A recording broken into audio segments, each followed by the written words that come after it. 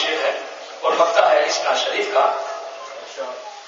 درود پاک پڑھ لیجیے. اللہم صلی علی محمد وعلی آل سیدنا محمد وسلم علیہ.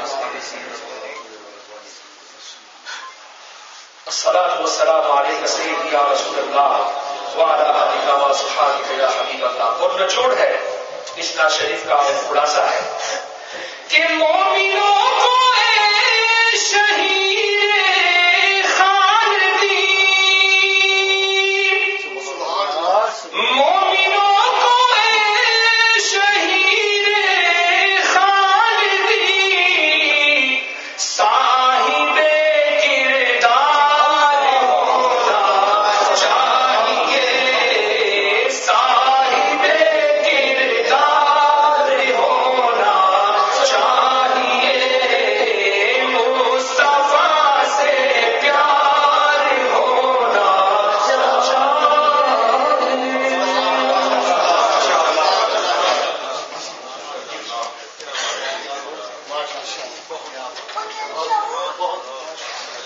نعرہ تکبیر، نعرہ رسالت، نعرہ حیدری، نعرہ غوثیہ، علماء سنت. حافظ صاحب کو اللہ تعالیٰ نے قرآن پاک کا نور بھی عطا کیا، نعت کا نور بھی عطا کیا. اللہ تعالیٰ ان کو دراز کرے اور اللہ تعالیٰ خوشیاں نصیب فرمائے. نعت تخلیق کائنات ہے، نعت تخلیق کائنات کی اساس ہے، نعت عقیدت و محبت کا اشتہارہ ہے، نعت تقدیس نبی کریم ہے، نعت متاع دارین ہے. قرآن حضور صلی اللہ علیہ وسلم کا قصیدہ ہے.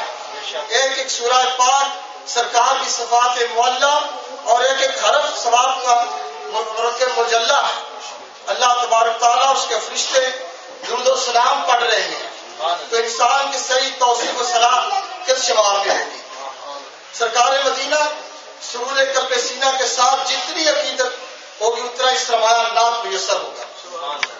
اس حقیقت سے کون انکار کر سکتا ہے کہ نعت وہ نراج سخن ہے جو مردہ دلوں میں عشق رسول بیدار کرتی ہے.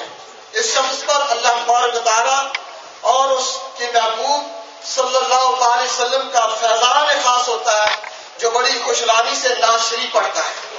اللہ کریم نے اپنے محبوب پاک صلی اللہ علیہ وسلم صدقے میں یہ صرف دار الاقوامی شہرت یافتہ جناب حضرت مولانا قاری محمد انصر نورانی کو توفیق دی. سبحان اللہ.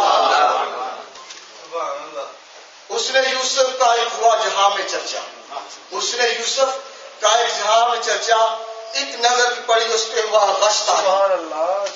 حضرت روح نے مردوں کو کیا زندہ، کم کہا جس کو حیات اس میں اثاری، اور موسیٰ نے خدا سے ید بیضا پایا، اور موسیٰ نے خدا سے ید بیضا پایا. نور کے چشمے ہوئے ہاتھ سے ان کے جاری، اور سامنے جو آئی تصویر محمد، سامنے آئی جو تصویر محمد میرے، خوبیاں اس میں ہوئی نظر آئے ساری. ہوش کو بیٹھا اس کا نظارہ کر کے، بے خودی میں ہوا شیر زباں پہ جاری. اس نے یوسف کا بے ساری دے بیٹھا ڈالی، آج خوبا آباد آل کے دو طرح. وہ رشیدہ صفات سباب فطرت شخصیت جنہیں فیضان نبوت تقسیم کرنے کا شرف حاصل ہے. انہیں زندہ کردار استاد العلماء فخر النواصل رابر شریعت مکار میں اخلاق تاکر خلوص مجسم حضرت ابو العلام مولانا پروفیسر ڈاکٹر شاہ رضا نعیمی صاحب. وہ جب وہاں پہ تکلم ہوتے ہیں تو یوں محسوس ہوتا ہے کہ ہوا نے خوشبو کا دریچہ کھول دیا. آئیے آپ نے موسیقی سنت سے روح پر بیان سننے کے لیے استقبال کیجیے. نعرہ نثار، نعرہ تکبیر، نعرہ رسالت، نعرہ رسالت، نعرہ حیدری، نعرہ غوثیہ، حضرت علامہ مولانا شاہ رضا نعیمی صاحب زندہ باد.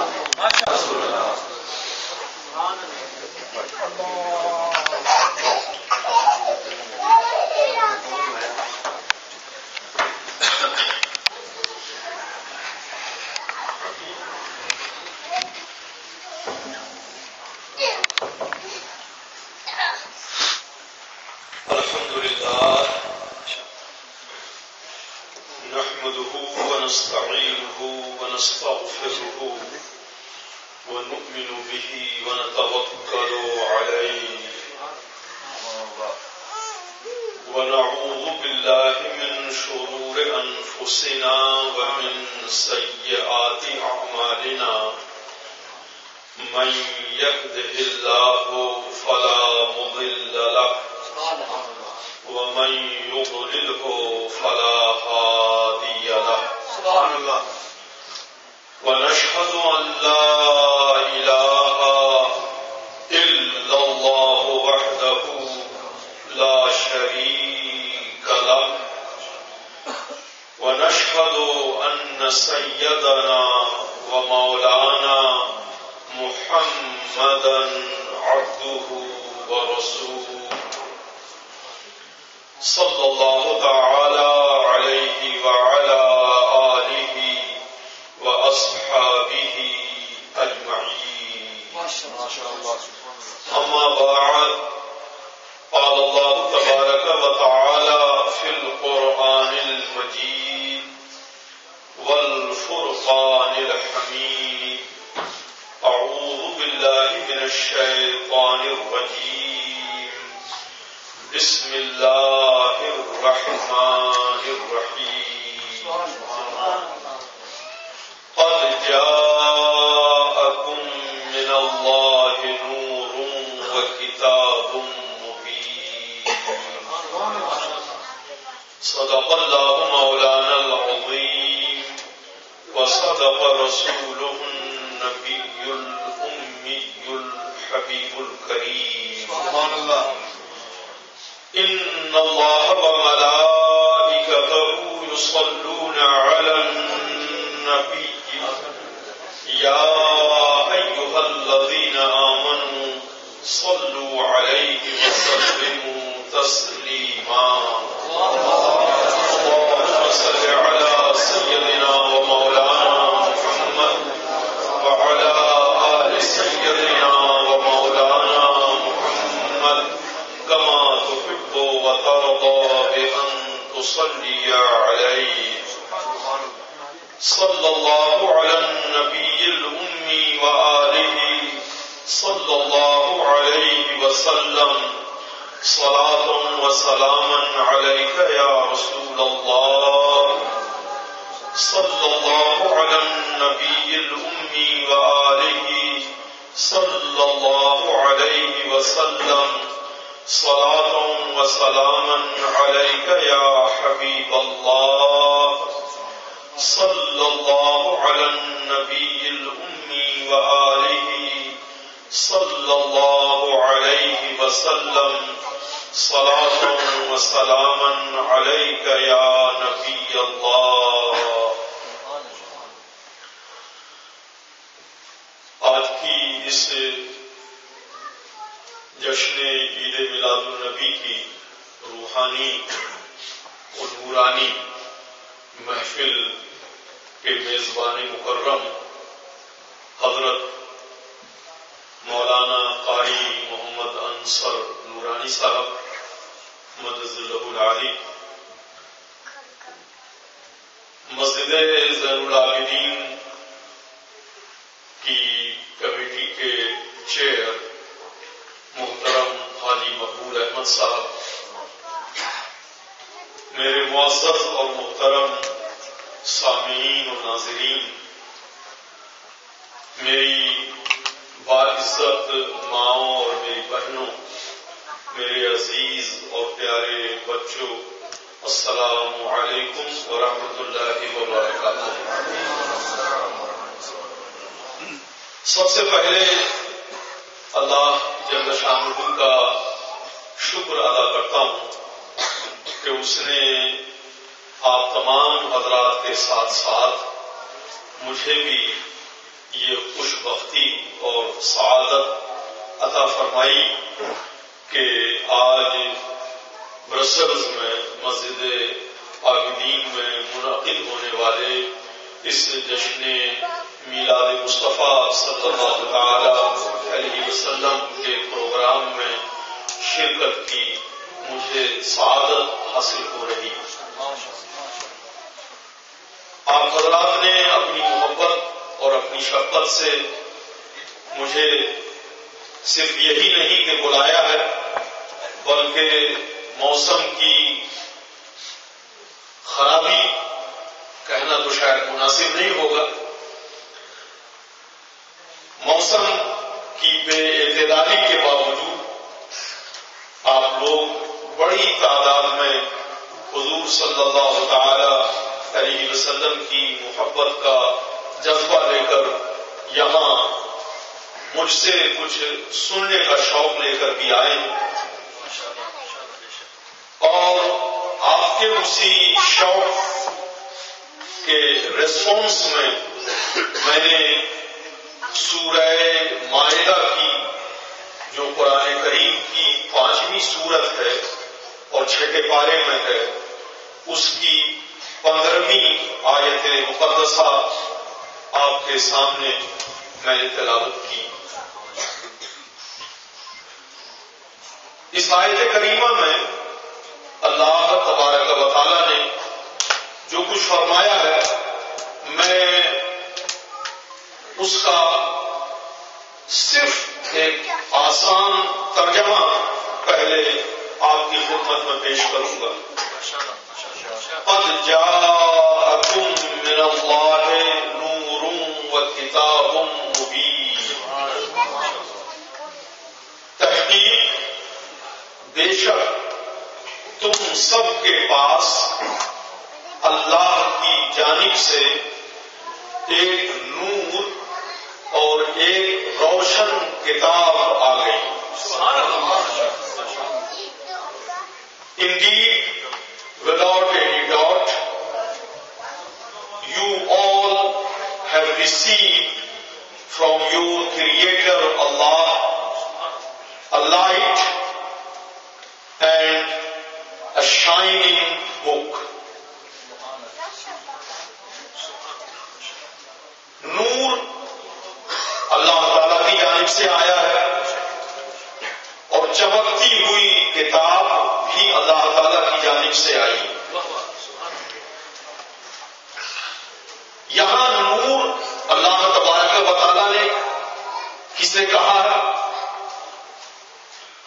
اور چمکتی ہوئی کتاب سے کون سی کتاب مراد ہے؟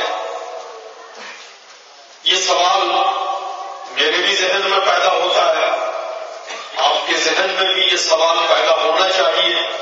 پیدا نہیں ہوتا ہے تو میں اس سوال کو آپ کے ذہن میں پیدا کرنا چاہتا ہوں۔ ماشاءاللہ۔ اس لیے کہ نور سورج بھی نور ہے، چاند بھی نور ہے، ستارے بھی نور ہیں، آنکھ کی روشنی بھی نور ہے، ایک خوبصورت بچہ بھی ماں کی باپ کی آنکھوں کا نور ہے۔ یہ یہاں جو لائٹ جل رہی ہے نا، یہ بھی نور ہے۔ اور کتاب شیکسپیئر کی لکھی ہوئی کتاب بھی ایک کتاب ہے، ورڈسورتھ نے جو کتاب لکھی ہے وہ بھی ایک کتاب ہے، امام رازی نے جو کچھ لکھا ہے وہ بھی ایک کتاب ہے، بخاری شریف بھی ایک کتاب ہے، مسلم شریف بھی ایک کتاب ہے، زبور بھی ایک کتاب ہے، تورات بھی ایک کتاب ہے، انجیل بھی ایک کتاب ہے۔ انجیل کو قرآن کتاب ہی کہتا ہے، آتانی الکتاب وجعلنی نبیا۔ حضرت عیسیٰ علیہ السلام نے یہ بات کہی کہ مجھے ایک کتاب دی گئی ہے اور مجھے نبی بنایا گیا، اور قرآن بھی ایک کتاب ہے۔ تو یہاں کتاب سے کیا مراد ہے اور نور سے کیا مراد ہے؟ ہمارا اور آپ کا، سنی مسلمانوں کا، سچے مسلمانوں کا، صحیح راستے پر چلنے والے ایمان والوں کا 1400 سالوں سے سورہ مائدہ کی آیت نمبر 15 میں بیان کیے ہوئے نور سے مراد حضور سرور دو عالم رحمت دو جہاں نور مجسم حضرت محمد مصطفیٰ صلی اللہ تعالی علیہ وسلم کی ذات ہے. سبحان اللہ. اور گزشتہ 1400 سالوں سے ہم تمام سچے ہدایت یافتہ گائیڈڈ رائٹلی گائیڈڈ مسلمانوں کا یہ عقیدہ ہے کہ سورہ مائدہ کی آیت نمبر 15 میں کتاب مبین سے مراد قرآن کریم. آپ کہیں گے مولانا آپ نے بڑی لوڈڈ اسٹیٹمنٹ دے دی, آپ اپنی بات نہیں کر رہے ہیں, آپ 15ویں صدی کی بات نہیں کر رہے ہیں, آپ 200-400 سالوں کی بات نہیں کر رہے ہیں, آپ 1000 سال کے مسلمانوں کا عقیدہ بیان نہیں کر رہے ہیں, بلکہ گزشتہ 1400 سالوں کے مسلمانوں کا اجتماعی کلیکٹو بلیف بیان کرنے کا دعویٰ کرتے ہوئے یہ کہہ رہے ہیں کہ یہاں نور سے مراد ذات محمدی ہے اور کتاب سے مراد قرآن کریم ہے. بڑی بھاری ذمہ داری آپ نے لے لی, بہت بڑا بوجھ آپ نے اٹھا لیا یہ کہہ کر کہ آپ کو معلوم نہیں ہے کہ نور کے مسئلے پر امریکہ سے لے کر آسٹریلیا تک اور مراکش سے لے کر نائجیریا تک مسلمان کم سے کم 2 گروپ میں بٹا ہوا ہے. کیا مولانا آپ نہیں جانتے کہ ہر ملک میں ان ملکوں کے شہروں میں اور جن ملکوں سے ہم آ رہے ہیں, پاکستان میں, بنگلہ دیش میں, انڈیا میں, افغانستان میں, بر صغیر میں نور و بشر کی ایک جنگ چل رہی ہے. آپ نے یہ بات بڑے اعتماد سے کہی کہ 1400 سالوں سے مسلمانوں کا یہی عقیدہ کہ نور سے مراد حضور صلی اللہ تعالی علیہ وسلم کی ذات ہے. یہاں اس سے پہلے کہ میں آگے بڑھوں آپ کی خدمت میں یہ بات عرض کر دوں کہ ہمارے نقطۂ نظر سے نور اور بشر میں کوئی کانٹراڈکشن اور کوئی تضاد نہیں.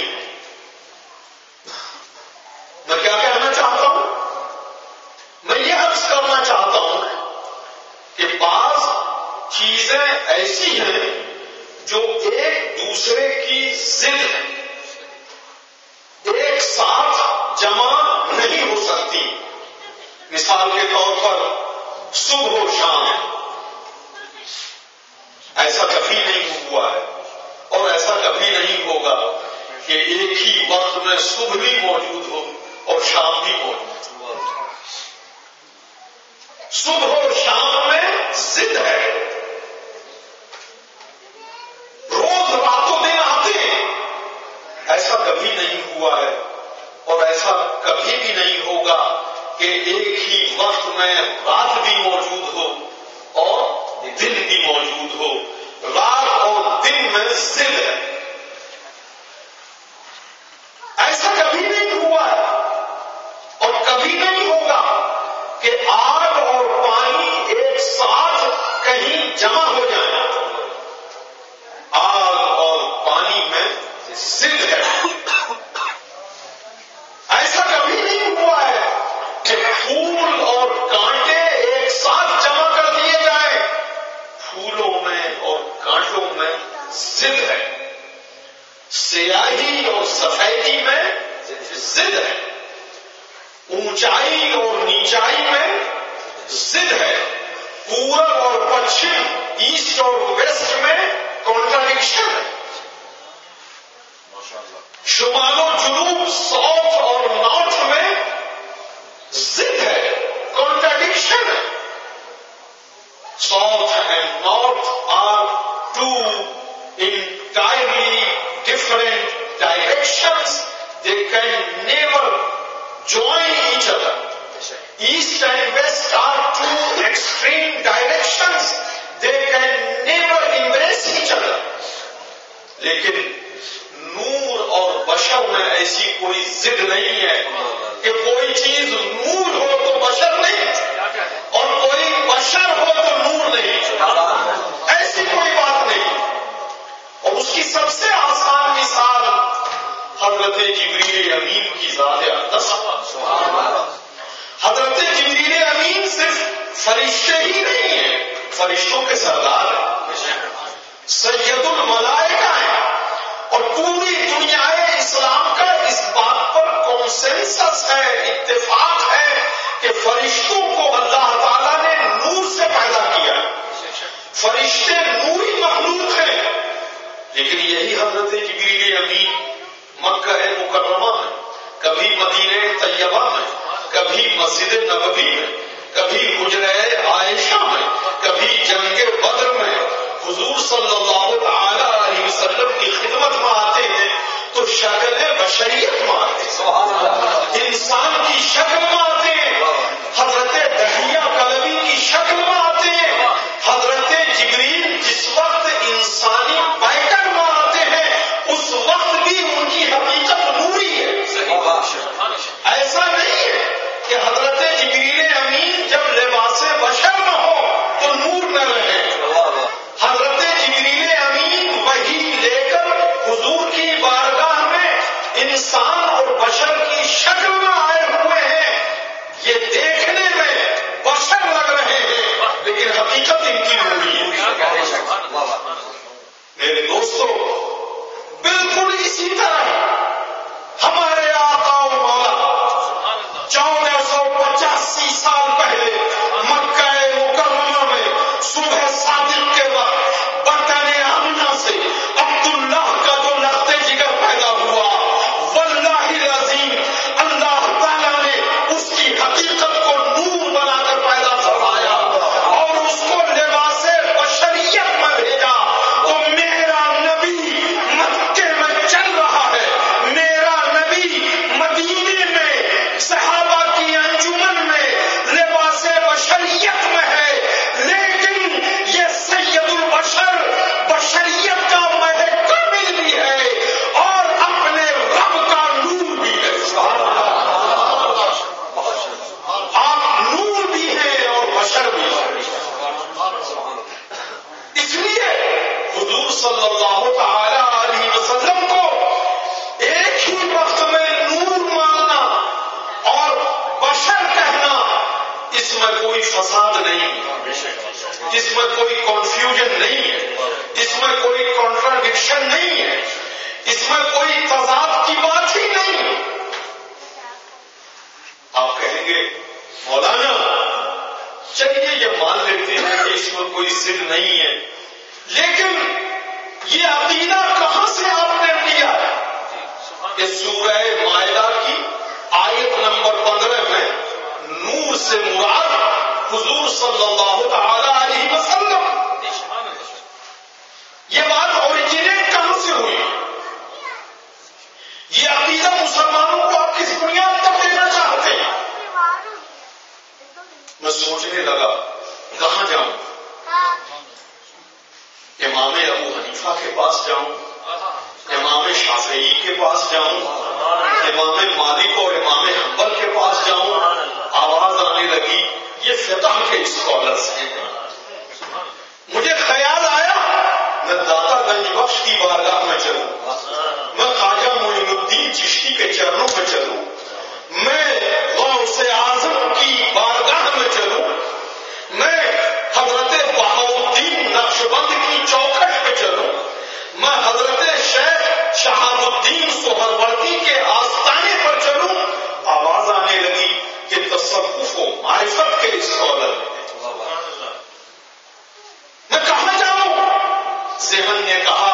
شاہد رضا امام بخاری کے پاس چلو، امام مسلم کے پاس چلو، امام ابو داؤد کے پاس چلو، امام ترمذی کے پاس چلو، ابھی میرے قدم اٹھے نہیں تھے آواز آنے لگی یہ حدیث کے اسکالر ہیں، یہ محدثین ہیں، تم بات قرآن کی کر رہے ہو، آیت قرآن کی پڑھ رہے ہو کہ نور کا مطلب ذات محمدی ہے، یہ قرآن کا معاملہ ہے، یہ قرآن کی تفسیر کا سبجیکٹ ہے، اس لیے اے شاہد رضا نہ تم کو ائمہ مجتہدین کے پاس جانے دیا جائے گا، نہ تمہیں عارفین کے پاس جانے دیا جائے گا، نہ تمہیں محدثین کے پاس جانے دیا جائے گا، یہ قرآن کا مسئلہ ہے، کسی مفسر کا حوالہ لاؤ۔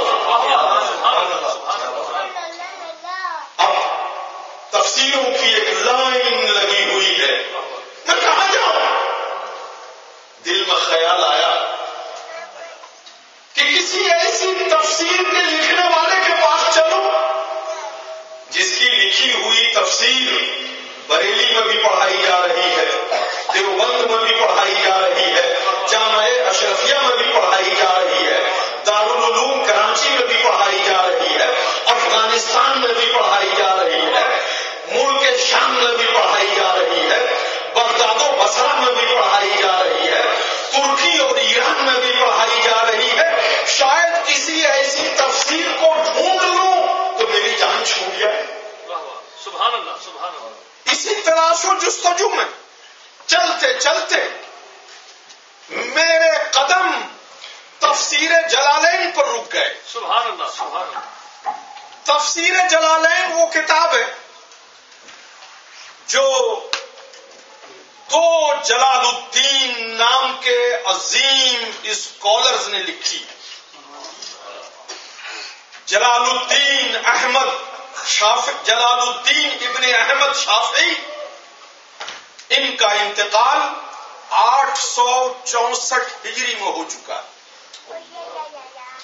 جلال الدین بن ابو بکر سیوطی، ان کا وصال 911 ہجری میں ہو چکا ہے۔ These two great scholars are joint authors of Tafsir Jalalain. And Tafsir Jalalain is a popular universal book included in the syllabus of Dars-e-Nazami throughout Indian subcontinent. Even in Egypt, in Iraq, in Syria, in Afghanistan, in Turkey, Tafsir Jalalain is included in the degree courses of Muslim students who become scholars of Islam after studying Tafsir Jalalain. میں نے جا کر تفسیر جلالین کھولی، سورہ مائدہ کی تفسیر کے وقت الٹے جہاں قد جاءکم من اللہ نور لکھا ہوا ہے، وہاں دونوں جلال الدین سیوطی اور جلال الدین شافعی متفق ہو کر یہ کہتے ہیں کہ قد جاءکم من اللہ نور هو النبی صلی اللہ علیہ وسلم، کہ یہاں نور سے مراد محمد مصطفیٰ صلی اللہ تعالی علیہ وسلم کی ذات اقدس۔ ابھی میں جلالین کو لے کر اپنے دوست کے پاس بڑھ ہی رہا تھا کہ آواز آنے لگی، مولانا شاہد رضا، پتہ یہ چل گیا کہ حضور صلی اللہ تعالی علیہ وسلم کو قد جاءکم من اللہ نور میں نور 911 ہجری میں وفات پانے والے جلال الدین سیوطی نے کہا۔ سبحان اللہ، سبحان اللہ۔ اس سے یہ پتا چلا کہ حضور علیہ الصلوۃ والسلام کے وصال کے 900 سال بعد مسلمانوں نے حضور کو نور کہنے کا عقیدہ انوینٹ کیا ہے۔ سن 11 ہجری میں حضور کا وصال ہوا. جلال الدین سیوطی 911 ہجری میں وصال پاتے ہیں. تو 900 سال کے بعد جو تفسیر لکھی گئی اس میں نور سے مراد حضور صلی اللہ علیہ وسلم کی ذات. پتہ چل گیا کہ حضور علیہ الصلوۃ والسلام کو نور کہنا یہ صحابہ کا عقیدہ نہیں، یہ تابعین کا خیال نہیں ہے، یہ تو جلال الدین سیوطی نے 911 ہجری میں وفات پانے سے پہلے اپنی تفسیر میں لکھا. تو یہ تو بڑی بات کی بات ہے کہ تم اپنے نبی کو نور کہہ رہے ہو. میں بڑا ہی بحث ہو گیا. میں نے کہا کہ اب میں تفسیر روح البیان کی طرف تو جا نہیں سکتا، یہ تو 911 ہجری کے بعد لکھی گئی. میں تفسیر روح المعانی کی طرف تو جانے سے رہا، یہ تو 911 ہجری کے بعد لکھی گئی ہے. اب مجھے اور پیچھے جانا چاہیے، اب مجھے اور اپنی تاریخ کے اوریجن کی طرف جانا چاہیے. میں جلال الدین سیوطی کی بارگاہ سے نکل کر اب عالم خیال میں اللہ تبارک و تعالیٰ کی بارگاہ میں فریاد کرنے لگا، اے میرے رب، ہم 15ویں صدی کے مسلمان ذلیل و خوار ہو چکے، رسوا ہو چکے، ٹکڑوں میں بٹ چکے ہیں، قبیلوں میں بٹ چکے ہیں، فرقوں میں تقسیم ہو چکے ہیں. آج نور و بشر کی بنیاد پر مسجدیں الگ ہو گئی ہیں، نمازیں الگ ہو گئی ہیں، سجدے الگ ہو گئے ہیں، اذانیں الگ ہو گئی ہیں، کتابیں الگ ہو گئی ہیں، دارالعلوم جدا ہو گئے ہیں، محلوں میں بٹوارا ہے، شہروں میں تقسیم ہے، ملکوں میں جھگڑے ہو رہے ہیں. اے میرے رب کرم فرما، اب میں نور و بشر کے اس کنفیوژن کو سولو کرنے کے لیے کہاں جاؤں؟ یوں تو سید بھی ہو، مرزا بھی ہو، افغان بھی ہو، تم سبھی کچھ ہو، بتاؤ تو مسلمان ہو. پہلے اس نے موس کہا، پھر تخت کہا، پھر دل کہا. اس طرح ظالم نے مستقبل کے ٹکڑے کر دیے. اسی طرح ہمارے ٹکڑے ٹکڑے ہو چکے. مسلمانوں کا اجتماعی جسم چھل نہیں ہے، اسلام کا اجتماعی جسم جگہ جگہ سے زخمی نظر آ رہا ہے. اب میں کہاں جاؤں؟ آواز آئی شاہد رضا تفسیر جلالین سے پہلے بھی مفسرین کی ایک لمبی قطار لگی ہوئی ہے، چلو تم کو لے کر ہم امام علاء الدین خازن کے پاس چلتے ہیں، جن کا انتقال 720 ہجری میں ہوا ہے. تفسیر خازن دنیا کی مانی ہوئی تفسیر ہے. چلو ذرا امام خازن سے پوچھتے ہیں کہ انہوں نے قد جاءکم من اللہ نور میں نور کی کیا تفسیر کی. امام خازن کی بارگاہ میں پہنچے. اے امام خازن، آپ 720 ہجری میں انتقال فرما گئے. اس وقت نہ دارالعلوم دیوبند کا نام تھا، اس وقت نہ بریلی میں امام احمد رضا پیدا ہوئے تھے، اس وقت نہ کوئی فرقہ واریت تھی، اس وقت نہ حزب التحریر تھی، نہ المہاجرون تھی. اس وقت قرآن کا پڑھنا بہتر ہے یا درود پاک کا بٹ بہتر ہے؟ اس ایشو پر نائجیریا کے مسلمانوں میں کوئی فرقہ بندی نہیں ہوئی تھی. اے امام خازن، 720 ہجری کا زمانہ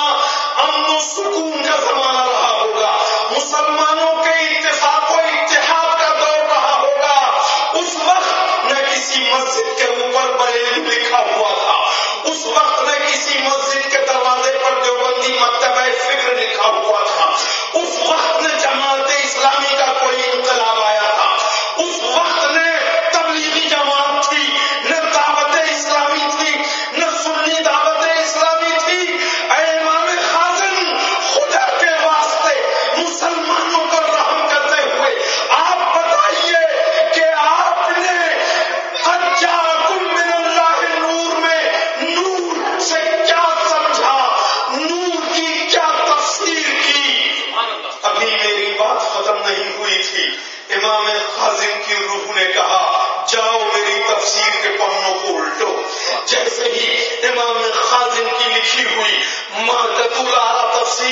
تفسیر خازن کے ہم نے سورہ مائدہ کے اورات الٹنے شروع کیے تو پڑھ لو جا کر تفسیر خازن آج بھی لائبریریز میں موجود ہے. یہ کوئی ایسی کتاب نہیں جو اب دنیا میں اویلیبل نہ ہو.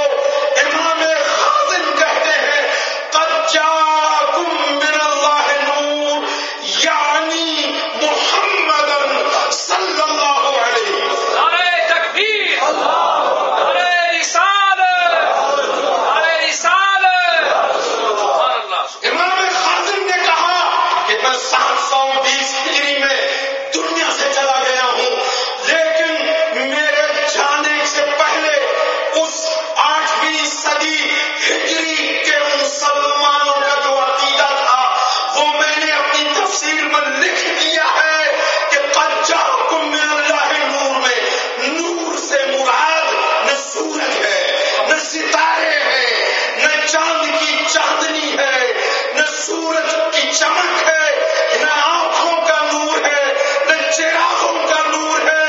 یہاں نور سے مراد آمنہ کا نور ہے، عبداللہ کا نور ہے، کائنات کا نور ہے، زمین و آسمان کا نور ہے، جنتوں کا نور ہے، فضاؤں کا نور ہے، نوروں کا نور محمد رسول اللہ.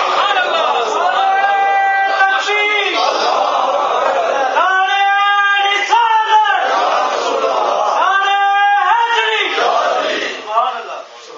ابھی تفسیر خازن کو بند کر کے میں مطمئن ہوا، میں چل پڑا کہ چلو یار یہ جھگڑا ختم،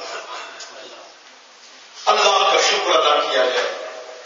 چل کر کسی مسجد میں شکر ادا کرنے کے لیے 2 رکعت نفل نماز ادا کی جائے.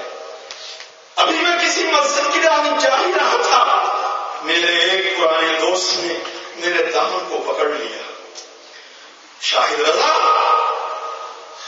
لگتا ہے کہ سنیوں نے، بریلویوں نے، قبر پہ جانے والوں نے، صلاۃ و سلام پڑھنے والوں نے، میلاد کے نام پر 12 ربیع الاول کو چراغاں کرنے والوں نے محمد رسول اللہ کو نور امام خازن کے زمانے میں 8ویں صدی ہجری میں بنا دیا. اس سے پہلے ان کو کوئی نور نہیں مانتا تھا. میرے قدم مسجد کی جانب جانے کے بجائے کسی اور مفسر کو ڈھونڈنے کے لیے نکل پڑے. اب کہاں جائیں؟ لائبریریوں کو جا کر چھانا کہ کوئی ایسا مفسر جو امام خازن سے پہلے گزرا ہو. چلتے چلتے نظر تفسیر لکھنے والوں کے امام عبداللہ نصفی میں پڑ گئی. تفسیر مدارک لکھی ہے آپ نے، جو درس نظامی میں اگر کوئی اسپیشل کورس کرنا چاہے تو اس کو بھی پڑھائی جاتی. تفسیر مدارک کے رائٹر اور آتھر امام عبداللہ نصفی کی خدمت میں پہنچ کر میں نے عرض کیا، اے امام نصفی، آپ کیا کہتے ہیں؟ آپ نے جو کچھ اپنے بزرگوں سے، ٹیچرز سے، اساتذہ سے حاصل کیا ہے وہ کیا ہے؟ آپ کا اوپینین کیا ہے؟ آپ کا عقیدہ کیا ہے؟ آپ کا نظریہ کیا ہے؟ تفسیر مدارک التنزیل لکھنے والے اپنے زمانے کے عظیم مفسر امام عبداللہ نصفی، ان کا وصال 710 ہجری میں ہو چکا ہے. جب ان کی تفسیر کھولی تو آپ کہتے ہیں قد جاءکم من اللہ نور والنور محمد صلی اللہ علیہ وسلم. سنو، مدارک التنزیل میں بھی نور سے مراد کوئی اور نہیں مصطفیٰ صلی اللہ تعالی علیہ وسلم ہے، لیکن وہ میرا دوست ابھی بھی میرے دامن کو پکڑے ہوا ہے. تم تو 710 ہجری کی بات کر رہے ہو، یہ تو حضور علیہ الصلوۃ والسلام کے ولادت کے 700 سال بعد کا زمانہ ہے. 700 سال تو بڑا لمبا عرصہ ہوتا ہے. 50 سال میں لوگوں کی آئیڈیالوجی بدل جاتی ہے، 100 سال میں لوگوں کا کھانا پینا بدل جاتا ہے، لوگوں کا کلچر بدل جاتا ہے، لوگوں کی تہذیب بدل جاتی ہے، لوگوں کی آئیڈیالوجی اور ایٹیچیوڈ میں ریولوشن آ جاتا ہے. کیا تم نے سوشل ہسٹری انسانوں کی نہیں پڑھی؟ کیا تم جن لوگوں پر رہتے ہو ان کو نہیں جانتے؟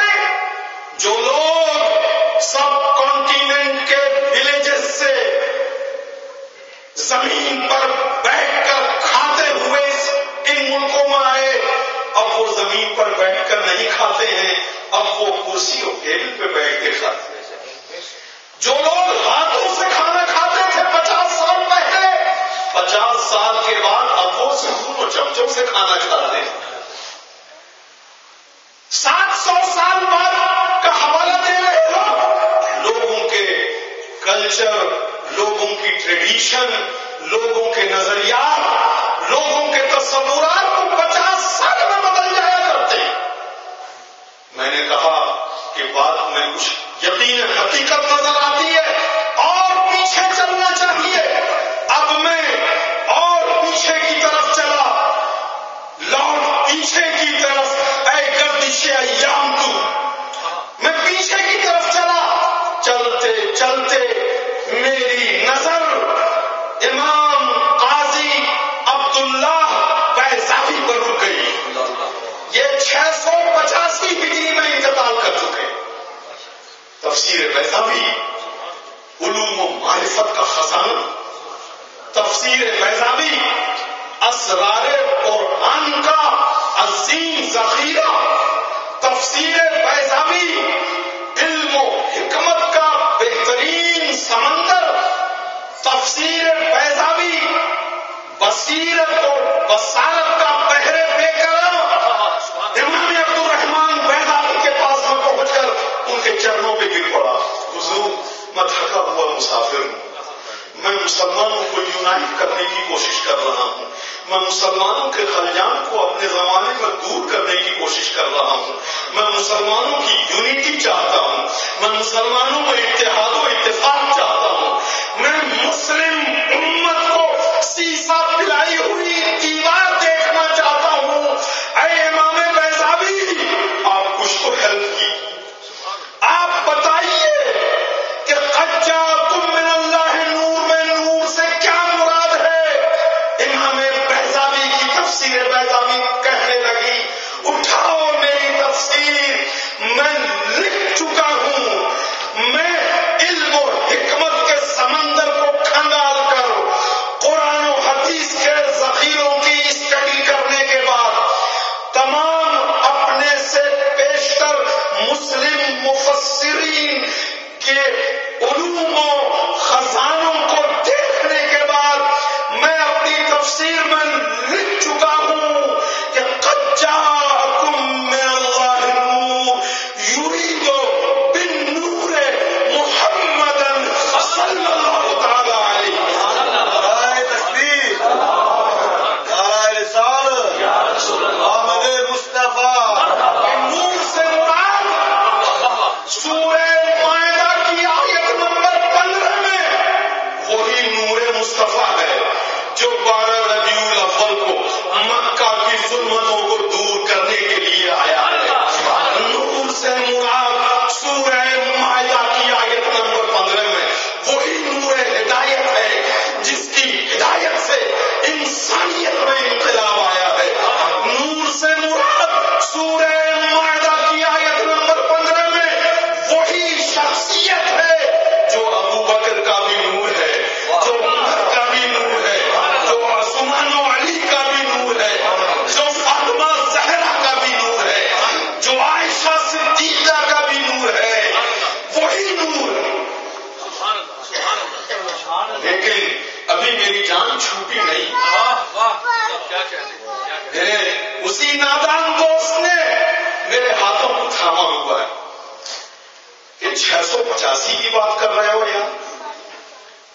حضور صلی اللہ تعالی علیہ وسلم کو پیدا ہوئے 1485 سال گزر گئے, تم 685 کی بات کر رہے ہو, 800 سال بعد کی بات کر رہے ہو. اس سے اپنے دعوے کو تم ثابت نہیں کر سکو گے. میں نے کہا ٹھیک ہے میرے دوست چل, اور پیچھے چلتے ہیں. میں چل رہا تھا, چلتے چلتے امام فخر الدین رازی کا گھر مل گیا. آپ کا وصال 606 ہجری میں ہوا. آپ چھٹی صدی ہجری کے مجدد ہیں. آپ سائنس اور فلسفے کے اپنے زمانے میں امام ہیں. فخر الدین رازی نے اسلام کی حقانیت کو ثابت کرنے کے لیے فلسفے کی کلائی کو توڑا, اور فلاسفرز اور اس زمانے کے سائنس دانوں کے اعتراض کو سکسیسفلی ہینڈل کر کے اسلام کی حقانیت کا سکہ بٹھایا. وہ امام فخر الدین رازی جس کی تفسیر کبیر آج بھی دنیا میں تفسیروں کے لیے ریفرنس کا درجہ رکھتی ہے. میں امام رازی کے پاس پہنچ گیا, ان کے دامن کو پکڑ کر رونے لگا. اے امام رازی, تم نے اپنے زمانے کے فتنوں کو تو ختم کر دیا, تم نے اپنے زمانے کی بے چینیوں کو تو چین سے بدل دیا, آپ نے اپنے زمانے کے مسلمانوں کو تو دولت ایمان دے دی. اب ہم کہاں جائیں؟ ہم 15ویں صدی کے مسلمان زد میں ہیں, دشمنوں کی زد میں ہیں. ہم لڑ لڑ کر اتنے کمزور ہو چکے ہیں کہ اب نہ ہماری کوئی ویلیو ہے, نہ ہماری کوئی انٹیگریٹی ہے, نہ ہمارا کوئی آنر ہے, نہ ہماری کوئی ڈگنیٹی باقی رہ گئی ہے. جو چاہتا ہے وہ رسول اللہ کو بدنام کرتا ہے, جو چاہتا ہے وہ قرآن کی توہین کرتا ہے, جو چاہتا ہے وہ قرآن کو کھلم کھلا جلاتا ہے. مسلمان بے بس تماشا دے گا. مجھے نہیں پتا ہے کہ وہ ٹیکسٹ یہاں سرکولیٹ ہوا ہے کہ نہیں.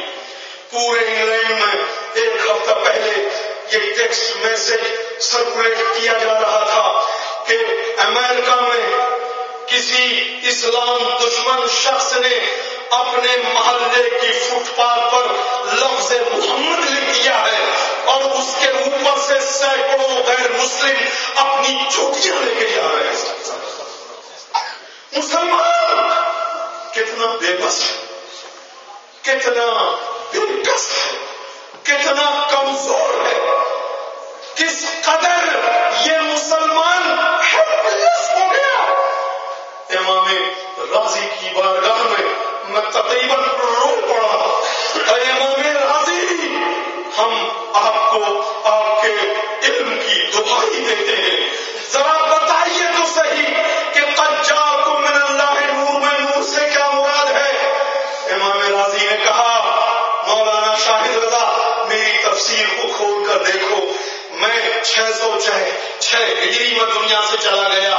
606 ہجری سے پہلے دنیا کے مسلمانوں کا اس بات میں جو بلیف تھا وہ میں نے تفسیر کبیر میں لکھ دیا ہے.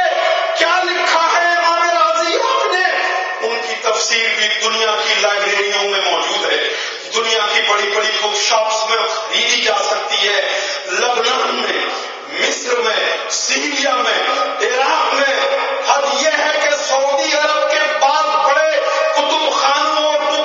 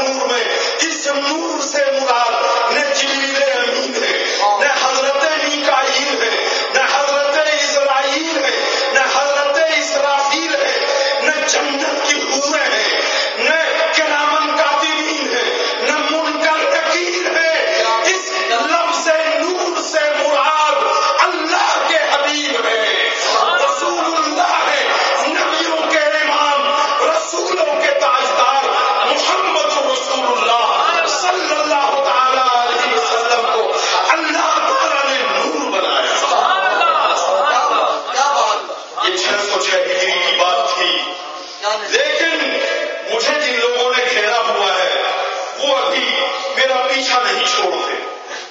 606 کی بات کر رہے ہو. لگتا ہے کہ 606 کے کچھ پہلے تم نے یہ عقیدہ بنا لیا ہوگا. تم نئے نئے عقیدے بنانے میں تو بڑے استاد ہو. تیجا تم کرتے ہو، ثبوت کوئی نہیں. 10واں تم کرتے ہو، ثبوت کوئی نہیں. 20واں تم کرتے ہو، ثبوت کوئی نہیں. 40واں تم کرتے ہو، ثبوت کوئی نہیں. 11ویں تم کرتے ہو، ثبوت کوئی نہیں. برسی تم کرتے ہو، ثبوت کوئی نہیں. بزرگوں کے مزارات پہ چادر تم چڑھاتے ہو، ثبوت کوئی نہیں. میلاد تم مناتے ہو، ثبوت کوئی نہیں. انگوٹھا تم چومتے ہو، ثبوت کوئی نہیں. تم کو تو عادت پڑ گئی ہے بغیر ثبوت کے نئے نئے عقیدے بنانے کی. میں نے کہا ظالم رک جا. ہمارے پاس تیجے کا بھی ثبوت ہے، ہمارے پاس 10ویں کا بھی ثبوت ہے، ہمارے پاس 40ویں کا بھی ثبوت ہے، ہمارے پاس اس میں محمد کو چومنے کا بھی ثبوت ہے، ہمارے پاس مزارات پہ جانے کا بھی ثبوت ہے، ہمارے پاس صلاۃ و سلام پڑھنے کا بھی ثبوت ہے، ہمارے پاس میلاد مصطفیٰ کی خوشیاں منانے کا بھی ثبوت ہے. لیکن موضوع سے بھاگنے کی ضرورت نہیں ہے. آج کا موضوع نتیجہ اور 40واں ہے. آج کا عنوان نہ 11ویں ہے، نہ صلاۃ و سلام ہے، نہ انگوٹھوں کا چومنا ہے. موضوع پہ رک، موضوع سے مت بھاگ. ہم ثبوت دیں گے تجھے کہ حضور صلی اللہ تعالی علیہ وسلم کو نور 6 صدی ہجری میں نہیں بنایا گیا، بلکہ زمین کے بننے سے پہلے، آسمان کے بنانے سے پہلے، حضرت آدم کے جسم میں روح پھونکنے سے پہلے، فرشتوں کی تخلیق سے پہلے، پتوں کو بنانے سے پہلے، گلستانوں کو پیدا کرنے سے پہلے، پھولوں کی خوشبو کو پیدا کرنے سے پہلے، ستاروں کی چمک سے پہلے، اور چاند و سورج کی تابناکی سے پہلے، فلک کی بلندیوں سے پہلے، عرش کے پیدا کرنے سے پہلے، رات و دن کی تخلیق سے پہلے بھی آمنہ کا لال نور ہے. موضوع کو مت چینج کر. میں ابھی آگے چلوں گا. امام غازی کے گھر سے باہر نکلا، چلتے چلتے امام محمد حسین بغوی کا دروازہ نظر آ گیا. تفسیر معالم التنزیل، امام بغوی کی تفسیر. اس سے پہلے کہ میں وہاں جاتا، امام بغوی سے عالم خیال میں پوچھا، امام بغوی آپ 606 کے بعد آئے ہو کہ پہلے آئے ہو؟ یہ بتا دو، اس لیے کہ 606 تک تو میں دروازے چھان چکا. انہوں نے کہا شاہد رضا، میں 606 سے پہلے 516 ہجری میں دنیا کو چھوڑ چکا. اے امام بغوی، 516 ہجری میں آپ کا وصال ہوا. You passed away in the 516th Hijrah. You must be a very authentic writer and interpreter of Quran. اے امام بغوی، بتائیے تو صحیح، تفسیر معالم التنزیل میں آپ نے سورہ مائدہ کی آیت نمبر 15 میں نازل ہونے والے لفظ نور سے کیا سمجھا؟ امام بغوی کہنے لگے، میں نے لکھ دیا ہے قد جاءکم من اللہ نور، یعنی محمد صلی اللہ علیہ وسلم. کہ نور سے مراد ذات محمدی ہے. اور یہ لکھنے والے لفظ محمد لکھ رہے ہیں، جو یہ بتاتا ہے کہ یہ ذات مصطفیٰ کو نور سمجھتے ہیں. محمد کا لفظ حضور کی صفت نہیں ہے، یہ ذات کا نام ہے. رحمت حضور کا صفات والا نام ہے، کریم حضور کا صفت والا نام ہے، رحیم حضور کی صفت والا نام ہے.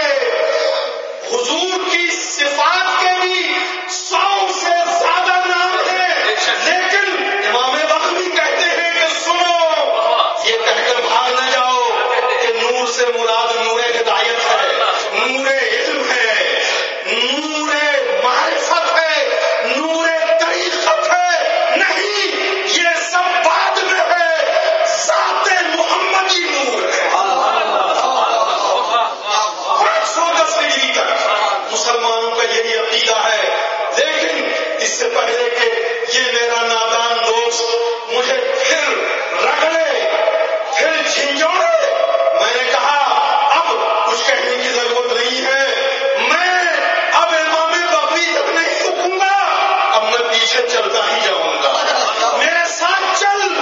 چلتے چلتے امام جریر تبری کا دروازہ مل گیا، میں نے کہا امام تبری آپ کی تفسیر تبری اس وقت دنیا میں باضابطہ تفسیر کی شکل میں سب سے پرانی کتاب ہے۔ تفسیر تبری سے پہلے جتنی تفسیریں لکھی گئی اب وہ موجود نہیں ہے، ان کے حوالے موجود ہے۔ جب ابن جریر تفسیر تبری آپ نے لکھی ہے، آپ بھی ذرا بتائیے۔ حضرت ابن جریر کہنے لگے میں نے تو لکھ دیا قد جاءکم من اللہ نور، یعنی بالنور محمد صلی اللہ علیہ وسلم الذی انار اللہ بہ الحق واظہر بہ الاسلام، کہ یہاں نور سے مراد حضور صلی اللہ تعالی علیہ وسلم ہے، جن کے نور سے اللہ تعالیٰ نے حق کو روشن کر دیا، جن کے نور سے اللہ تعالیٰ نے اسلام کو ظاہر کر دیا۔ اب میں رکتا نہیں، میں نے کہا امام جریر تبری 310 ہجری میں انتقال پا چکے ہیں، اب میں اگر 210 میں گیا تو یہ پھر مجھے چھوڑے گا نہیں، اگر میں 110 میں گیا تو یہ پھر بھی مجھے نہیں چھوڑے گا۔ اب میں دوڑتا ہوا، لپکتا ہوا، اپنے عقیدے پر فخر کرتا ہوا، نور محمدی کا نعرہ لگاتا ہوا، مدینہ طیبہ سے صرف 80 کلومیٹر دور طائف میں مسجد ابن عباس میں امام حضرت عبداللہ ابن عباس کے روضے پہ کھڑا ہوا۔ حضرت عبداللہ ابن عباس، پوری امت آپ کو رئیس المفسرین کہتی ہے، حبر الامہ کہتی ہے۔ You have been given the title of حبر الامہ، that means ink of the nation، کہ جس روشنائی سے علم لکھا جاتا ہے وہ روشنائی آپ کے قلم میں آپ کے نبی کی دعاؤں سے آئی۔ آپ سب سے پہلے مفسر حضور علیہ الصلوۃ والسلام نے حضرت عبداللہ ابن عباس کو فہم قرآن کی خصوصی دعا دی تھی، علم کی مخصوص دعائیں دی تھیں آپ کو۔ حضرت عبداللہ ابن عباس سے میں نے جا کے پوچھا کہ حضور سب سے پہلی تفسیر دنیا میں آپ نے لکھی ہے، تفسیر ابن عباس اس کا نام ہے، آپ نے اس تفسیر میں حضور صلی اللہ تعالی علیہ وسلم کے بارے میں قد جاءکم من اللہ نور میں کیا کہا ہے؟ تو حضرت عبداللہ ابن عباس عالم خیال میں اپنی قبر سے گویا ہوئے سن، میں نے تو لکھ دیا کہ قد جاءکم من اللہ نور، یعنی محمد صلی اللہ علیہ وسلم۔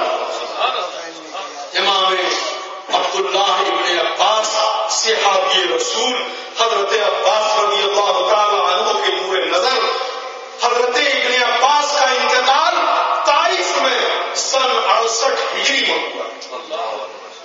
He passed away in the year 68 ہجری۔ یہ مدت کتنی بنتی ہے حضور کے وصال کے بعد؟ حضور کے وصال سن 11 ہجری میں ہوا، 68 ہجری میں گویا 56 سال کے بعد حضرت عبداللہ ابن عباس کا انتقال ہوا۔ یہ ظالم جو میرے ساتھ لگا ہوا ہے یہ کہنے لگا مولانا شاہد رضا یہیں رک جاؤ، پتہ چل گیا کہ تم نے اپنے نبی کو ان کے انتقال کے 57 سال کے بعد نور کہنا شروع کر دیا تھا۔ حضور کی زندگی میں ان کو کسی نے نور نہیں کہا، حضور کی حیات طیبہ میں کسی صحابی نے نہیں کہا۔ ہاں حضور کے وصال کے بعد 57 ایئرس کے بعد تم لوگوں نے یہ عقیدہ بنا لیا۔ میں نے کہا کیا بات کر رہے ہو؟ کہنے لگا کہ سنو نے دیکھا ہے ان کی کوئی بات ہے تمہارے پاس؟ میں تو حضرت عبداللہ ابن عباس کے روضے پہ کھڑا ہوا تھا. میں نے پوچھا کہ اے ابن عباس آپ کی تفسیر کا حوالہ میں تو مانتا ہوں, یہ میرا نادان دوست نہیں مانتا. اپنا کوئی آبزرویشن بتاؤ, اپنا کوئی انکاؤنٹر بتائیے. آپ نے حضور کو خود اپنی آنکھوں سے دیکھا ہے, کیسا پایا؟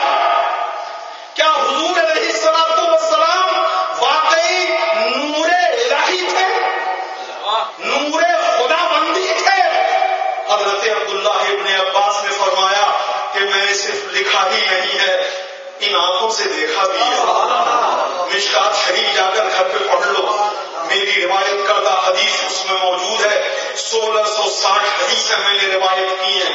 ان میں سے ایک حدیث یہ ہے کہ میں نے اپنی آنکھوں سے ایک بار نہیں بار بار دیکھا ہے کہ اذا تکلم یخرج من بین ثنایا رعا کالنور, کہ جب حضور کلام فرماتے تو آپ کے دانتوں کے درمیان سے روشنی کی کرنیں ٹوٹا. یہ لکھنے کی بات نہیں ہے. میں نے تو بارگاہ مصطفیٰ میں اٹھتے بیٹھتے حضور کو مصروف گفتگو دیکھا ہے, اور جب حضور گفتگو فرماتے حضور کے لب ہلتے, حضور کے دانت چمکتے تو دانتوں کے درمیان سے نور کی کرنیں پھوٹا کرتی. یہ کہنے لگا, یہ بھی بڑا ضدی ہے میرا دوست, یہ کہنے لگا کہ یار حضرت عبداللہ ابن عباس کی بات کرتے ہو, who is the junior most صحابی. جب حضور کا وصال ہوا تو حضرت عبداللہ ابن عباس کی عمر صرف 13 سال تھی. 13 سال کے ایک بالکل ہی نوخیز لڑکے سے اپنا عقیدہ مروانا چاہتے ہیں, کوئی اور نہیں ہے. مجھے خیال آیا کہ حضرت سیدنا ابو ہریرہ رضی اللہ تعالیٰ عنہ 5374 حدیثیں روایت کی. حضرت ابو ہریرہ کی اتھارٹی پر کسی کو انکار نہیں ہوگا. حضرت ابو ہریرہ کے پاس بھاگتا ہوا گیا, اے جناب ابو ہریرہ 5374 کم سے کم اوکیجنز آپ کی زندگی میں ایسے ضرور آئے ہیں جب آپ بارگاہ مصطفیٰ میں رہے ہیں, جبھی تو آپ نے اتنی بڑی تعداد میں حدیثوں کی روایت کی ہے, اتنی بار آپ نے حضور سے گفتگو سنی ہے, اسی کو تو آگے آپ نے نریٹ کیا ہے. اے ابو ہریرہ آپ فرمائیے آپ کا کیا خیال ہے؟ ہم 15ویں صدی میں مدینہ منورہ سے ہزاروں میل دور نور و بشر کے جھگڑے میں الجھ کر اپنی ملی قوت کو, اپنی کلیکٹو انرجی کو ویسٹ کر رہے ہیں. حضرت ابو ہریرہ آپ کیا کہتے ہیں اس بارے میں؟ حضرت ابو ہریرہ نے فرمایا کہ میں نے یہ حدیث صحابہ کو بھی سنائی ہے, تابعین کو بھی سنائی ہے کہ رضا بہرے کے نبی صلی اللہ تعالی علیہ وسلم یتلوؤ فی الجدر, کہ جب حضور تبسم فرماتے تھے تو جہاں بیٹھ کر حضور تبسم ریز ہوتی, اس نشست گاہ کی دیواریں حضور کے نور سے چمکنے لگتی.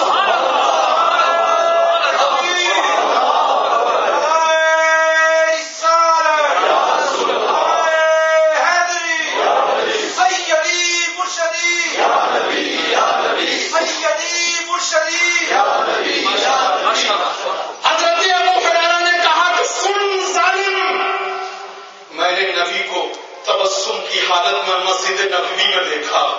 جب حضور نے تبسم کیا تو حضور کا منبر و محراب بھی چمک رہا تھا, ریاض الجنہ کی دیواریں بھی چمک رہی ہیں, ریاض الجنہ کے ستون بھی چمک رہے ہیں. ارے ظالم مانتا کیوں نہیں کہ رسول اللہ بشری لباس میں نور خدا بن کر آئے؟ ورنہ یہ چمک کیسی تھی جو ابو ہریرہ کی آنکھوں نے دیکھی ہے. اور یہ یاد رکھنے کی بات ہے کہ نبی کی تعریف میں مبالغہ جہنم میں لے جا رہا ہے. حضور علیہ الصلوۃ والسلام کی تعریف میں بال کے برابر بھی کوئی بات اگر جعلی کہی جائے تو یہ چیز جہنمی بنا دیا کرتی ہے۔ یہ آسان ہے کہ کوئی دنیا میں اپنے کسی معشوق کے بارے میں یہ کہہ دے کہ 14ویں کا چاند ہو، لیکن حضور کی بارگاہ میں جو حضور ہے وہی کہا جا سکتا ہے، اس سے آگے کوئی کچھ نہیں کہہ سکتا۔ تفسیر قرطبی میں امام قرطبی نے خلیفہ منصور کے زمانے کا یہ واقعہ لکھا۔ خلیفہ منصور عباسی 158 ہجری میں انتقال کر گیا۔ یہ اس کے زمانے کا واقعہ ہے کہ ایک مسلمان شوہر جس کا نام عیسیٰ تھا، اس نے اپنی بیوی سے محبت کے جنون میں یہ کہہ دیا کہ اگر تو چاند سے زیادہ خوبصورت نہیں تو تجھ پر 3 طلاقیں ہیں۔ جوش محبت ٹھنڈا ہوا تو بیوی کہنے لگی کہ تم نے تو آج محبت میں طلاق دے دی، لوگ تو عداوت میں طلاق دیتے ہیں، لوگ تو غصے میں طلاق دیتے ہیں، لوگ تو لڑ جھگڑ کر طلاق دیتے ہیں، یہ تم نے کیا غضب کیا کہ پیار و محبت میں طلاق دے بیٹھے؟ کہاں میرا چہرہ، کہاں چاند کا حسن، کہاں چاند کی چاندنی، کہاں میرے چہرے کی روشنی، تم نے یہ کہہ کر مجھے طلاق دے دی۔ عیسیٰ نام کا یہ مسلمان شوہر بڑا پریشان ہوا، وقت کے مفتی اعظم کی خدمت میں گیا، انہوں نے قرآن کریم کی آیت کریمہ پڑھی، لقد خلقنا الانسان فی احسن تقویم، کہ اللہ تعالیٰ نے انسان کو تمام مخلوقات میں سب سے اچھی شکل میں پیدا کیا۔ انہوں نے کہا کہ یہ آیت بتاتی ہے کہ انسان کا چہرہ قرآن کی اس آیت کی روشنی میں چاند سے بھی بہتر۔ اس لیے عیسیٰ جاؤ، تم نے جو کچھ محبت میں کہا ہے اس سے تمہاری بیوی کو طلاق نہیں ہوتی۔ یہ عیسیٰ نام کے شوہر اور اس کی بیوی کا معاملہ ہے، یہ بچ گیا نبی کی بارگاہ میں، نبی کی حقیقت کے خلاف ایک لفظ کوئی تعریف میں کہے تو بھی جہنمی ہے، توہین میں کہے تو بھی جہنمی ہے۔ یہ بال سے زیادہ باریک رہ گزر ہے مصطفیٰ کے عشق کی بارگاہ، ایسی بارگاہ ہے کہ نفس گم کردہ ہوئی آیت جنید و بایزیدی کا۔ تو حضرت ابو ہریرہ نے کہا کہ دیکھو یہ میں کوئی غالب و میر تقیر نہیں ہوں، میں کوئی فیض نہیں ہوں، میں کوئی جوش ملیحہ وادی نہیں ہوں جو اپنے نبی کی تعریف میں مبالغہ کروں گا، مبالغے کی تو یہاں گنجائش ہی نہیں ہے۔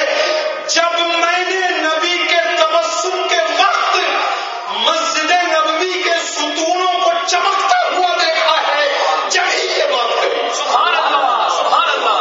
حضور جب تبسم فرماتے تو آپ سراپا نور ہیں، آپ کے تبسم کے وقت ایسا لگتا کہ لائٹ آن کر دی گئی ہے، سوئچ آن کر دیا گیا ہے، اور مسجد نبوی کے در و دیوار حضور کے تبسم کے نور کی روشنی سے چمکنے لگتے۔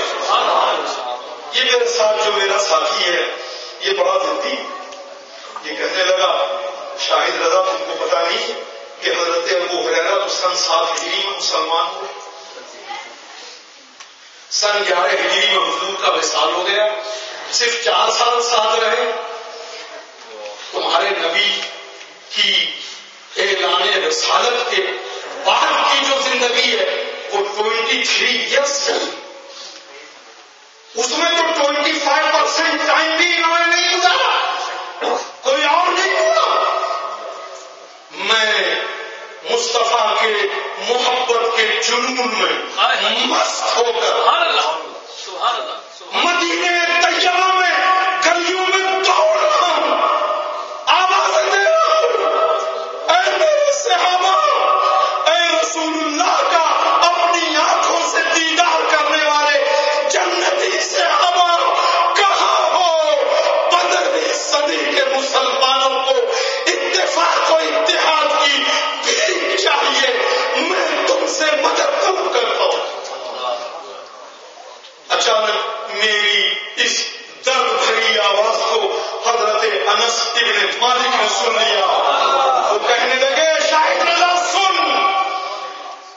حضور صلی اللہ تعالی علیہ وسلم کے ساتھ ان کے سفر میں، ان کے حضر میں، ان کی مسجد میں، بازار میں، تجارت میں، ہر جگہ جب سے وہ مدینہ آئے میں بحیثیت خادم کے ساتھ رہا۔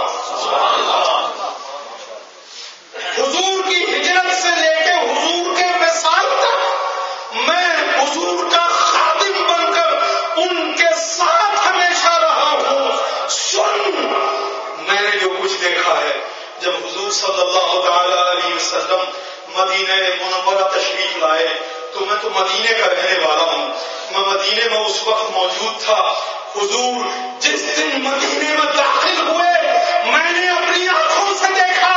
ترمذی شریف میں میری حدیث موجود ہے، ابن ماجہ میں میری حدیث موجود ہے، مشکات میں میری حدیث موجود ہے۔ سن، میں نے اپنی آنکھوں سے دیکھا کہ رسول اللہ کے مدینہ میں داخل ہوتے ہی ادا منہا کل شیء، مدینے کی ہر چیز چمک رہی، مدینے کی ہر چیز پر چمک تھی۔ میں تو مدینے میں ہی تھا پہلے سے، میں جانتا ہوں کہ مدینے کے دیوار حضور کے آنے سے پہلے کیسے تھے، میں جانتا ہوں مدینے کے درختوں کا رنگ حضور کے آنے سے پہلے کیسا تھا، میں جانتا ہوں حضور کے تشریف لانے سے پہلے مدینے کے در و دیوار کیسے تھے۔ اور جب حضور تشریف لائے تو میں نے اپنی آنکھوں سے دیکھا کہ جس راستے سے حضور کی سواری گزرتی وہ راستہ چمک رہا تھا، گزرے جس راہ سے وہ سید اعلیٰ ہوتا، گزرے جس راہ سے وہ سید اعلیٰ ہو کر ہو گئی ہر چیز انبر سارا ہو کر۔ حضور جس راستے سے گزرے وہ راستہ چمک رہا تھا، جس درخت کے قریب سے گزرے درخت کے پتے پتے چمک رہے تھے، جس گھر میں رہے وہ گھر چمک رہا تھا، جس مسجد میں آئے وہ مسجد چمک رہی تھی، جس سڑک سے گزرے وہ سڑک چمک رہی تھی، ہر چیز پر ایک روشنی تھی۔ یہ روشنی یہ امریکہ کے بجلی گھر کی نہیں تھی، یہ روشنی انگلینڈ کے پاور ہاؤس کی نہیں تھی، یہ روشنی نور مصطفیٰ کے پاور ہاؤس کی۔ یہ میرے ساتھ میرا طالب ساتھی کہنے لگا یہ سب سن لیا، یہ سب باہر والوں کی باتیں کرتے ہو، بھائی گھر والوں میں بھی کوئی کہتا ہے ایسا؟ چونکہ ایسا اکثر ہوتا ہے کہ لوگ گھر سے باہر ظاہرداری کی چادر اوڑھ لیتے ہیں، گھر میں یہ چادر نہیں اوڑھی جا سکتی، کوئی اوڑھ بھی لے تو کامیاب نہیں ہو سکتا۔ انسان کی اصلی زندگی اس کے گھر میں ہوتی، انسان گھر میں ڈبل رول پلے نہیں کرتا۔ یہ ہو سکتا ہے کہ کوئی گھر میں کچھ اور ہو، گھر کے باہر کچھ اور ہو۔ ارے بھائی، ابن عباس کی بھی بات سن لی، ابو ہریرہ کی بھی بات سن لی، انس ابن مالک کی بات بھی سن لی، کوئی گھر والا بھی تمہارے نبی کو نور کہتا ہے؟ میں نے کہا بات تو بڑی امپورٹنٹ ہے، چلتے ہیں نبی کے گھر کی طرف، چلتے ہیں نبی کے اہل بیت کی بارگاہ میں۔ حضرت عائشہ صدیقہ پہ نظر پڑتی ہے، اے حضرت عائشہ صدیقہ 2210 حدیثیں آپ نے روایت فرمائی ہیں۔ اے حضرت عائشہ، اللہ تبارک و تعالیٰ نے سورہ نور میں آپ کی پاک دامانی کو بیان کرنے کے لیے 18 آیتیں نازل فرمائی۔ اے جناب عائشہ، آپ اللہ کے محبوب کی محبوبہ ہیں۔ اے جناب عائشہ، آپ ابو بکر صدیق کی لاڈلی صاحبزادی ہیں۔ اے جناب عائشہ، بڑے بڑے صحابہ نے آپ کی شاگردی اختیار کی ہے۔ اے جناب عائشہ، آپ کی حرمت پر، آپ کی عزت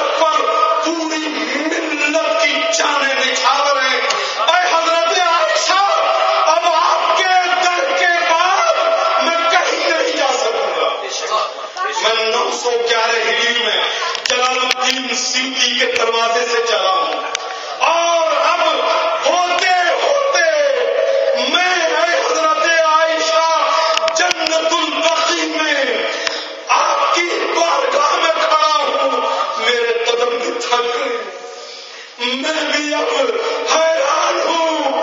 اے عائشہ، آپ کو آپ کے محبوب سرتاج اور رسول محمد عربی کا واسطہ، آپ فیصلہ کر دیجئے کہ حضور صلی اللہ علیہ وسلم نور ہے یا نور نہیں ہے۔ میرے ساتھ میرا ایک نادان دوست لگا ہوا ہے جو مفسرین کی بات نہیں سنتا، جو ابن عباس کی بات پر اعتراض کر رہا ہے، جو حضرت ابو ہریرہ کو بھی چیلنج کرتا ہے، جو انس ابن مالک کی بات کو بھی قبول کرنے کے لیے تیار نہیں۔ آپ وہ زوجہ نبی ہیں، آپ نے خود فرمایا ہے کہ میں حضور علیہ الصلوۃ والسلام کے ساتھ ایک لحاظ نہ ہوتی تھی، اور حضرت جبریل امین وحی الہی لے کر آیا کرتے تھے۔ اے جناب عائشہ، آپ نے کیا دیکھا؟ حضرت عائشہ صدیقہ مسکرانے لگی، فرمایا کہ شاہد رضا، برسلز کے مسلمانوں کو بتا دو، یورپ کے مسلمانوں کو بتا دو، بر صغیر کے مسلمانوں کو بتا دو، پاکستان کے مسلمانوں کو بتا دو، دیوبند اور بریلی کے مسلمانوں کو بتا دو، مختلف جماعتوں میں بٹے ہوئے لوگوں کو بتا دو، مختلف پارٹیز میں بکھرے ہوئے مسلمانوں کو بتا دو کہ یہ کسی اور کی بات نہیں ہے، یہ میرا اپنا پرسنل تجربہ ہے۔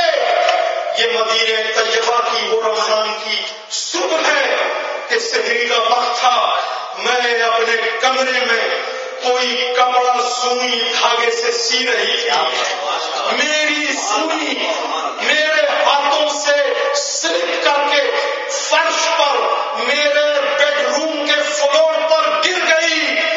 میں اپنے بیڈ سے اٹھی، اور اے شاہد رضا، یہ بھی یاد رکھو کہ یہ عائشہ کی آنکھ ہے، یہ کسی اور کی آنکھ نہیں ہے، یہ تمہاری بیٹی کی آنکھ نہیں ہے، یہ تمہاری ماں کی آنکھ نہیں ہے، یہ فرحت ہاشمی کی آنکھ نہیں ہے، یہ عائشہ صدیقہ کی آنکھ۔ جس آنکھ نے صبح و شام جمال مصطفیٰ کا دیدار کیا، یہ وہ آنکھ ہے۔ میری آنکھ کو بھی میری سوئی نہیں مل رہی تھی۔ اچانک میں نے کیا دیکھا کہ دروازہ کھلا، حضور صلی اللہ تعالی علیہ وسلم میرے روم میں آئے۔ حضور کے کمرے میں آتے ہی میرا پورا کمرہ روشنی سے بھر گیا، اتنی روشنی ہوئی کہ جو سوئی عائشہ کی آنکھ کو نہیں مل رہی تھی، وہ نور مصطفیٰ کی روشنی میں مجھے مل گئی۔ اور یہ نہ کہے کہ حضور جب کمرے میں آئے ہوں گے ڈور کھلا ہوگا، اس ڈور کے کھلنے کی وجہ سے باہر سے روشنی آ گئی ہوگی، نہیں، اس فتنے کے ڈور کو حضرت عائشہ نے اسی وقت بند کر دیا تھا، اور کہا، حدیث کے الفاظ یہ ہے کہ شعائے نور وجہ ہی، جس روشنی میں مجھے میری گمشدہ سوئی ملی، یہ ونڈو سے نہیں آئی تھی، یہ ڈور سے نہیں آئی تھی، یہ سورج سے نہیں آئی تھی، یہ روشنی حضور کے چہرے کے نور کی شعاعوں کی روشنی۔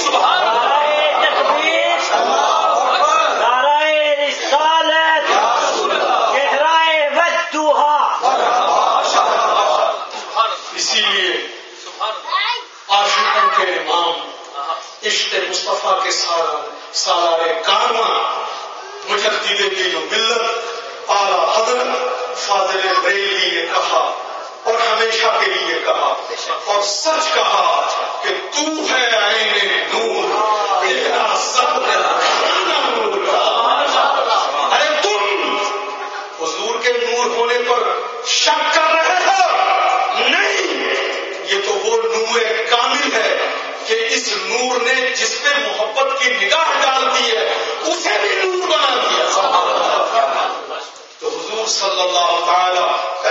وسلم 12 ربیع الاول کی صبح کو بشریت کا لباس پہن کر بشر کامل بن کر تشریف لائے.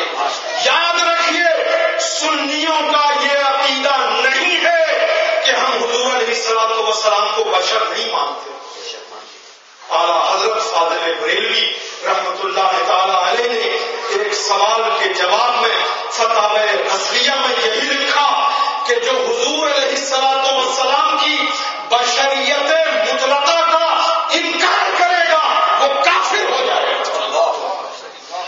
تو ہم حضور علیہ الصلوۃ والسلام کو بشر مانتے ہیں لیکن اپنے جیسا بشر نہیں مانتے. سید البشر مانتے ہیں, غیر البشر مانتے ہیں, کامل بشر مانتے ہیں. ہم انسان مانتے ہیں لیکن آپ کو انسان کامل مانتے ہیں اور آپ کی حقیقت کو نور والا مانتے ہیں.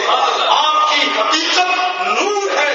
لباس بشریت میں 12 ربیع الاول کی صبح صادق کو حضور صلی اللہ تعالی علیہ وسلم دنیا میں تشریف لائے اور دنیا میں آنے کے بعد اپنے نور سے آپ نے وہ اجالا پھیلایا, وہ انقلاب برپا کیا کہ جس کو رہتی دنیا تک مسلمان کیا انسانیت فراموش نہیں کرے.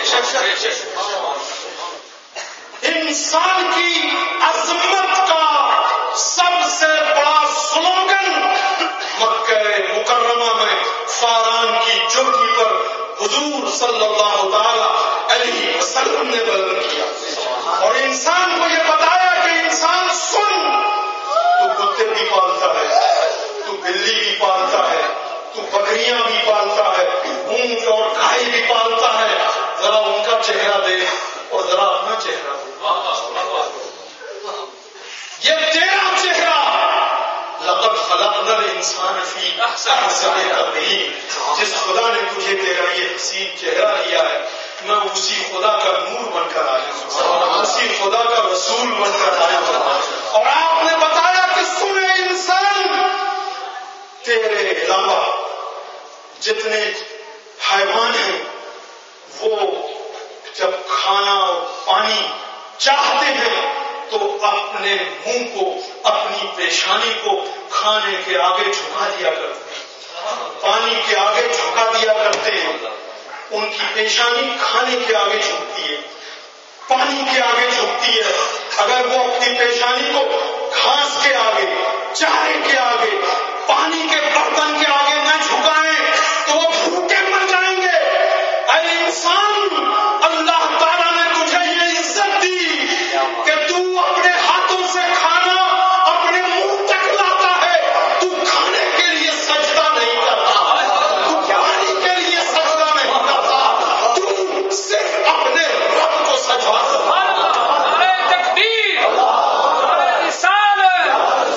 تیری پیشانی کو یہ عظمت کس سے ملی ہے؟ 12 ربیع الاول کو پیدا ہونے والے نور خدا سے ملی ہے, نور محمدی سے ملی ہے. تو یاد رکھ, تیری پیشانی دولت کے آگے نہیں جھکنے کے لیے بنائی ہے. تیری پیشانی سیاست کے آگے نہیں جھکتی, تیری پیشانی سرمایہ کے آگے نہیں جھکنی چاہیے. تیری پیشانی کے لیے ایک ہی چوکھٹ ہے, وہ رب العالمین کی چوکھٹ ہے, وہ رب العالمین کا آستانہ ہے. تجھے اور تیری پیشانی کو یہ بلندی آنے والے نور خدا سے ریوائول کے بعد میں ملی, ورنہ تو سانپوں کے آگے جھک چکا تھا, درختوں کے آگے جھک چکا تھا, پتھر کے آگے جھک چکا تھا. پتھروں کے آگے سے اٹھا کر تجھے رب کی بارگاہ میں کون لایا؟ درختوں کے آگے سے اٹھا کر تجھے اللہ کی چوکھٹ پہ کون لایا؟ سانپوں کے آگے سے اٹھا کر, سورج اور چاند کے آگے سے اٹھا کر تجھے سورج اور چاند کے بنانے والے رب کی بارگاہ میں کون لایا؟ وہ لانے والا کوئی اور نہیں, وہ نور خدا ہے. تو محمد عربی صلی اللہ تعالی